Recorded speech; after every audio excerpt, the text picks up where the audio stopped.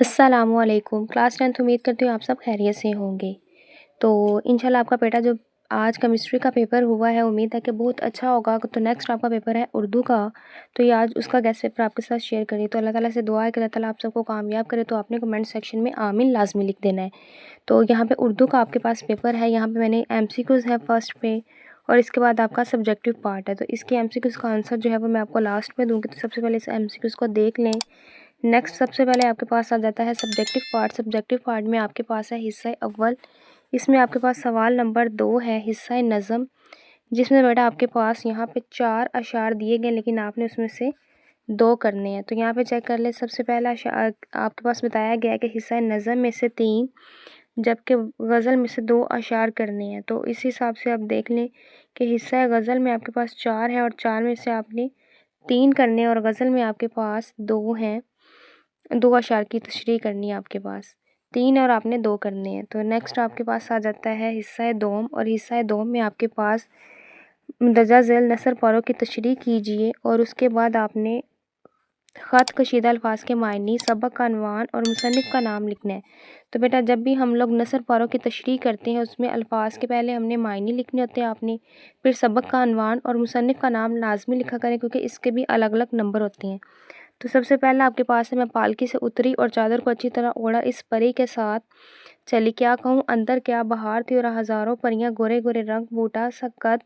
अब ये जो अंडरलाइन किए हुए लफ्ज़ इनके आपने मीनिंग्स लिखने और फिर इसका आपने जो है वो उसकी सैकोस्पाक लिखना है। उसके बाद आपने उसकी तशरीह को लिखना है। नेक्स्ट आपके पास आ जाता है डॉक्टर साहब बड़े दौरे दरवेश आदमी थे, घर के खर्चे का हिसाब किताब मेरे पास था, मैं बड़ी कफ़ालत से काम लेता और इसका पैसा ज़ाया करने से मुझे तकलीफ़ होती थी। अक्सर औक़ात रेल के सफ़र में मैं कई कई स्टेशन भूखा रहता क्योंकि वहाँ रोटी महंगी मिलती थी और डॉक्टर नाराज़ हो जाते। तो वीडियो को एंड तक आप लाजमी देखा करें क्योंकि इसका जो है वो सारा सोल्यूशन मैंने लास्ट पे दिया होता है।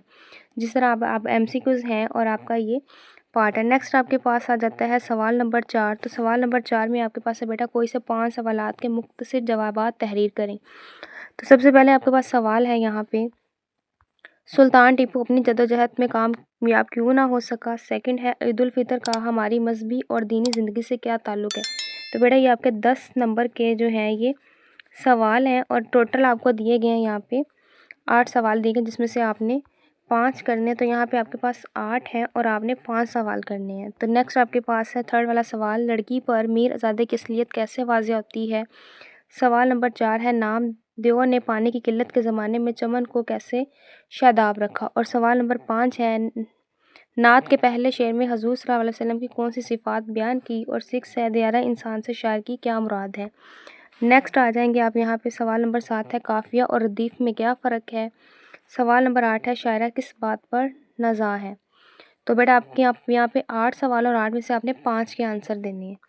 नेक्स्ट आपके पास है 5 सवाल नंबर 5 में पूछा गया किसी एक सबक का खुलासा लिखें। तो आपके पास बेटा यहाँ पे 2 खुलासे दिए गए लेकिन आपने वहाँ से एक को राइट करना है। तो यहाँ पे नाम है हमारे पास मिर्ज़ा मोहम्मद सईद या फिर नाम देव माली। तो ये आपने इसका जो है खुलासा लिखना और खुलासे में मुसन्निफ़ का नाम लाजमी लिखना क्योंकि उसके अलग से नंबर होते हैं। और खुलासा जो है वो बेटा आपका 5 मार्क्स का है, इसको आपने प्रॉपर याद करना है, ये लाजमी याद करते हैं। नेक्स्ट आपके पास है सवाल नंबर 6। सवाल नंबर 6 में किसी एक अनवान पर मज़मून लिखिए। कायदे आज़म, कायदे आज़म है पहला, दूसरा है तलीम नस्वा और मुल्की तरक्की, थर्ड आपके पास तंबाकू और तंबाकू नोशी के नुकसानात। तो ये बेटा जो आपके पास ऐसे है, ऐसे जो है वो आपका कितना आता है 15 मार्क्स का आता है। तो आपने ये लाजमी करना है क्योंकि जो आपके पास ऐसे होता है मजमून होता है इसको आप अपने अल्फाज में भी अदा कर सकते हैं। सिर्फ आपको थोड़ा सा हिंट चाहिए होता है तो इसके अंदर कोटेशन ऐड करके आप इसको खुद भी लिख सकते हैं। नेक्स्ट आपके पास आता है सवाल नंबर 7। तो सवाल नंबर 7 है आपके पास दर्जा झेल इबारत को गौर से पढ़िए और आखिर में दिए गए सवालात के जवाबात दीजिए। तो बेटा सवाल नंबर 7 है पंजाब की हदूद और इन दोनों की गजनी की हद तक फैली हुई। तो ये आपके पास जो पैराग्राफ है तो ये आपने यहाँ से पैराग्राफ को पहले पढ़ना है और उसके बाद जो है ये जो आपके पास क्वेश्चंस है आपने इसके आंसर्स देने। जैसे कि पहला अभी मैं आपको यहाँ पे बता देती हूँ, पंजाब की हदूद गजनी तक फैली हुई थी किस ज़माने में।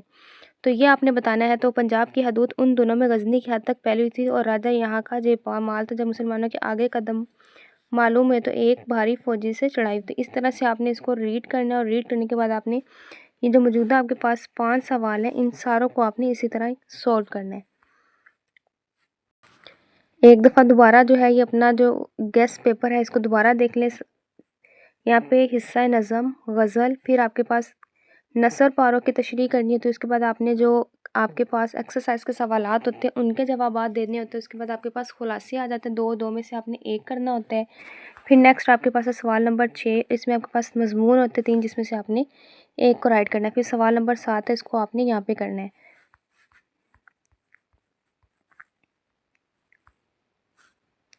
उम्मीद करती हूँ बेटा आपको गेस्ट पेपर की बहुत अच्छे से समझ आई। वीडियो को लाइक कर दे, शेयर कर दे, सब्सक्राइब करना मत भूलिएगा ताकि जैसे नया गेस्ट पेपर अपलोड हो तो फौरन नोटिफिकेशन आप तक पहुँच सके।